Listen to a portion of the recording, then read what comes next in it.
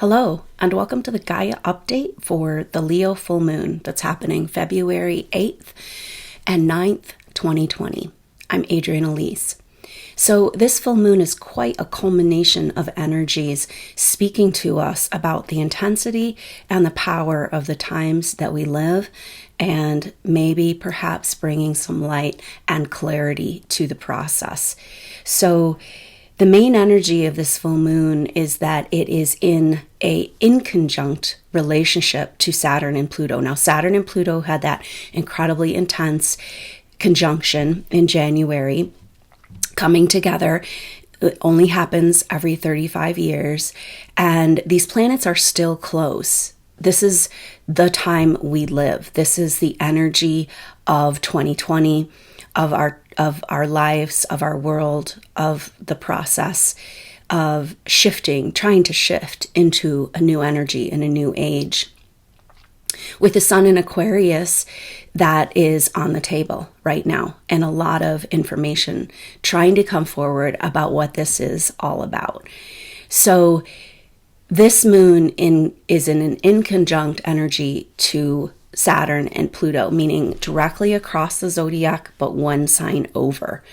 Now, this energy is about an adjustment that needs to be made.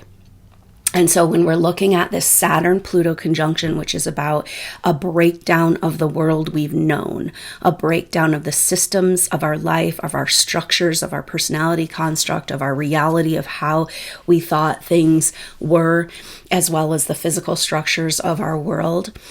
And this is telling us something very important. The adjustment that needs to be made for us to move forward from this energy and use this conjunction has to do with expressing ourselves and shining our light. And this is the energy of Leo. It's creative self-expression. Now, Mars is in trine to this full moon, Mars in Sagittarius. And that's a very powerful energy because Mars in Sagittarius is all about getting back on the quest, especially since Mars is coming up to its Galactic Center activation. And that happens exact on the 12th and 13th, around there of February. But we're already feeling that energy, and it's incredibly activating. So it's like we've been having a lot of earth and water energies, and now we're moving into some fire energy with this Leo full moon, a spark, which could be good to get us to move into our next chapter. So many people have been feeling kind of stuck in between the old and the new. But indeed, this is a fire under our butt to get going. And yet we still don't really know what we're doing or where we're going, right? And so, but there's very powerful messages here for us because Mars and Sagittarius coming close to that galactic center, and that we'll be fully feeling this for this new moon, full moon in trine to this full moon. And so Mars and Sagittarius and the Galactic Center is saying it's all about our destiny, our quest, and getting back on. So it's clarifying and qualifying the message around shining our light and living our truth and expressing our truth creatively. This energy of Leo really showing in the world who we are.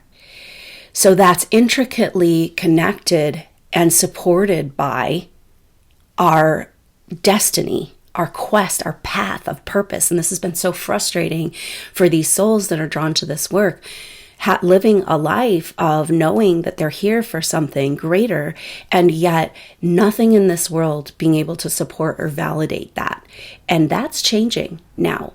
And it's kind of like, okay, time to get pushed from the nest. And this energy of Mars and the Galactic, so the Galactic Center has an energy of destiny. It's like this mysterious pull that everything in all of the omniverse galaxies are going towards, right? And so it's like the center of everything. And So it's got this like destiny pull of like why we live, what moves us, what are we here for, and that this is what's coming up. And it's like these souls have been feeling this their whole life and probably lifetimes, and yet it's been suppressed. It's kind of like, well, it's okay. I'll just keep going. It's okay. Nobody around me seems to really be on a quest. So, maybe that's not really true. And now it's like, it's coming up, and it's coming up with fire, and it's coming up with determination. So Mars crossing over this galactic center in trine to the full moon in Leo is a total devotion to the quest. It's a complete shift for a lot of souls available, being like, yeah, no, I'm not going to let this world tell me why I'm here. I am going to live my truth, and I'm going to express my gifts. I'm going to express my creativity. I'm going to express my truth. I'm going to let myself be seen as who I really am in the world, which is a lot about the energy of Aquarius. Aquarius is about the unique self and being who you really are. And so we are really being told that it's time to go within and talk to the stars and get oriented to who we really are in the bigger cosmic sense and get on with it, right?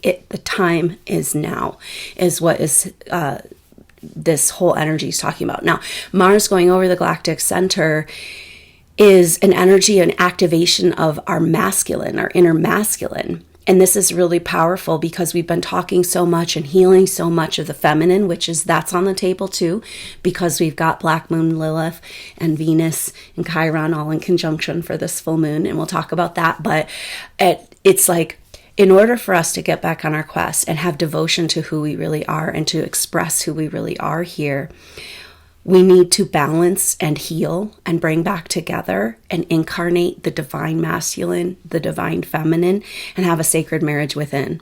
And perhaps this is what's going on in our planet and our whole energy of what's happening in our planetary evolution. It's like a joining of the cosmic source, the cosmic male God energies, the sun energies with the earth, the divine embodiment of the Gaia principle on earth and the sacred marriage. And guess what? We're that marriage. We are here to be a pillar between heaven and earth. And perhaps it's time for this to occur. And a lot of what's kept our society and our evolution back has been a war between the two sides of ourselves. Always a war with someone outside. And the female feeling persecuted and the male being labeled as aggressive and the dominator and the abuser. And we've got to really understand that we've all incarnated as male and females, and we all have male and female within. And that male and female principle are how we get out of duality. It's actually really, really important for us to understand the differences in these energies, understand they're within us. This might have to do with the fact that in just a few months, the North Node is going to move out of Cancer and into Gemini, because the North Node of the moon moves backwards through the signs and from our view. And so in Gemini, we're looking at balancing the forces within, and using the forces of duality to come into wholeness and oneness. So really powerful energies for us. It's like the sacred union, the sacred marriage.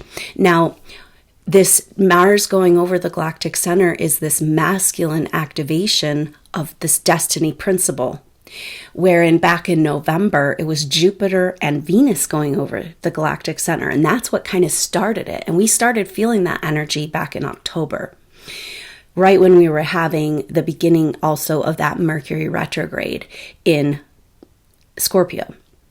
Now Mercury is getting ready for a retrograde in Pisces, going back into Aquarius and then back into Pisces. Very, very profound messages for us here, because this is the cusp of our shift from the Piscean age to the Aquarian age, because the ages go backwards as well.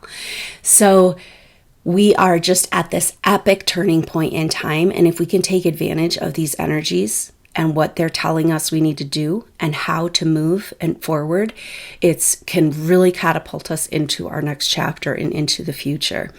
So the there was like a divine feminine activation of purpose and destiny in that Jupiter and Venus going over the Galactic Center in November.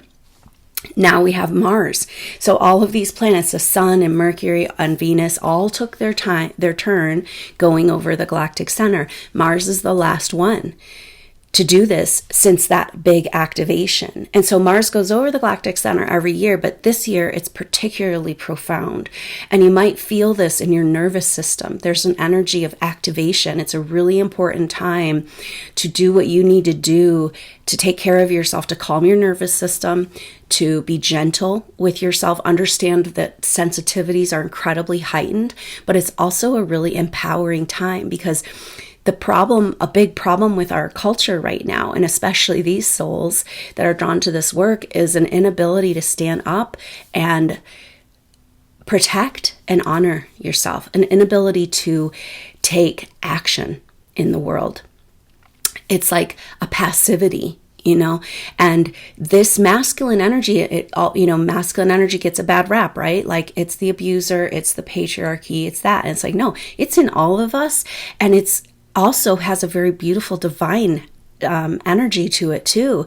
And when you can incarnate and bring in your masculine and especially this divine energy of masculinity, it's like having a backbone and standing up for yourself and being that protector, the container for your sacred gifts of the feminine.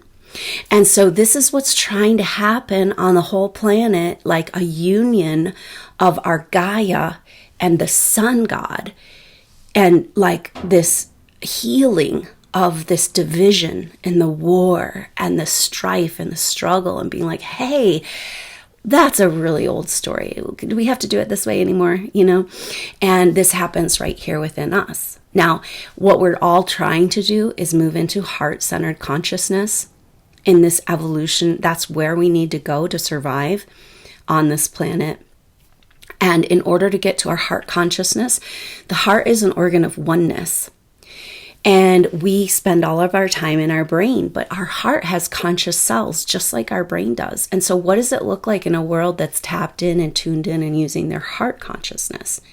But in order to get to our heart consciousness, we've got to heal the division in our brain, which is our right brain, left brain, our male and our female, our creative thinking, our intellectual thinking. And so everything right now is about this sacred marriage within, because the other thing that's happening is that Black Moon Lilith has moved into Aries. And this Black Moon Lilith, I'll be talking more about this. I'm going to do a whole video on this energy because it's so important right now. But Black Moon Lilith represents distortions of the feminine and dark side of the feminine and fears of the feminine and suppression of the feminine.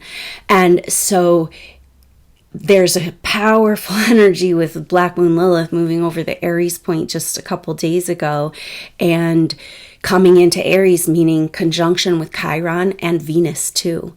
So here we have our everyday feminine, Venus, like what we love, what we care about, what makes us feel good.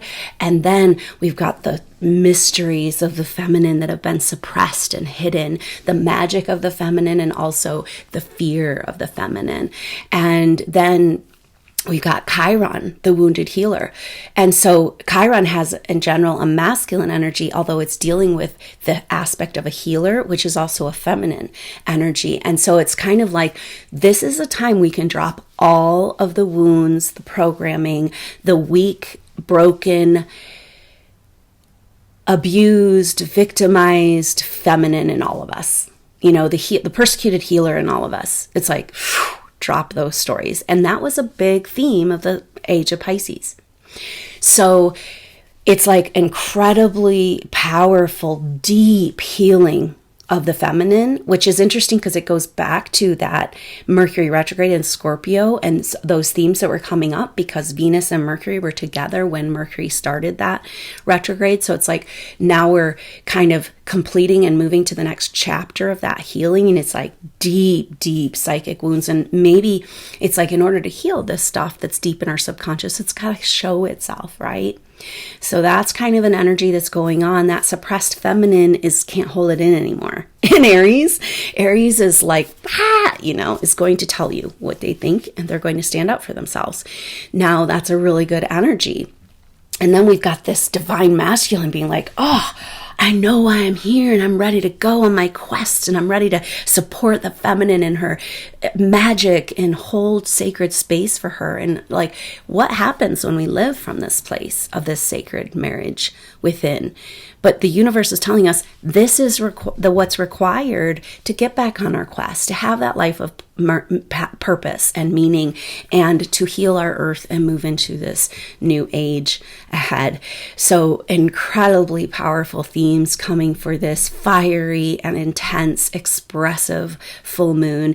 And this full moon happens at just around midnight in Mountain Time in the US. So it's mostly on the 9th, February 9th in the rest of the world. And so I hope you could consider joining me for live activation to tap into these energies and make the most of this activation. And that's going to happen just 12 hours before the actual full moon. And that's going to be on Saturday, February 8th at noon Mountain Time, which would be 11 on the Pacific on the West Coast, and that would be 2 p.m. on the East Coast this Saturday, February 8th. So I hope you'll consider joining. If you can't make the live event, just know that the energy's encoded in the replay, and you can just catch the replay whenever you get, and you can get your questions answered and feel a part of that energy. So just sit tight through this, because we are in that point of turning the needle. It's like pushing the needle out of this dwelling in the past and into actual movement into the future, this fire energy. So know that when Mars makes this trine to the full moon, it's also going to be then moving into a semi-sextile with Saturn and Pluto, which is just one sign over. And it's like, okay, we can do this, And so the Saturn-Pluto energy of the breakdown in our life and the breakdown of our structures and the complete overhaul of our reality is about getting back on our quest and about living our cosmic truth here on Earth. It's like we've been trapped here dreaming about who we really are. And we got to bring the dream home, which might be this sacred marriage that's happening on the earth between the divine masculine and divine feminine. But it can't happen without us being open to this and coming into our heart consciousness. So probably some of the themes that'll come through in the full moon activation. So I hope to see you there or on the next update.